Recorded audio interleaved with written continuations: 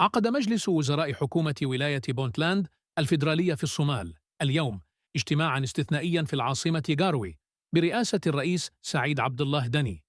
وناقش الاجتماع بشكل مستفيض الأوضاع الأمنية والسياسية الراهنة في البلاد، وخصوصا ما يتعلق بالحكومة الفيدرالية في مقديشو.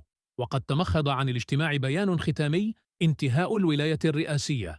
استنادا إلى المادة 91 من الدستور الصومالي المؤقت، تؤكد حكومة بونتلاند أن المدة القانونية للرئيس السابق حسن شيخ محمود قد انتهت رسميا في 15 من مايو 2026، وبناء على ذلك لم يعد يتمتع بأي صلاحيات شرعية لإدارة مكتب رئاسة الجمهورية.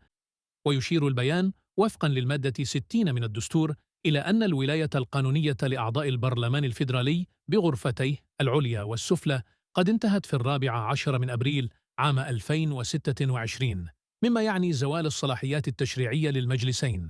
وأعربت حكومة بونتلاند عن تأييدها الكامل للقرارات الصادرة عن مجلس المستقبل الصومالي بمقديشو في 15 من مايو 2026، والتي نصت صراحة على انتهاء المدة الدستورية لكل من الرئيس والبرلمان.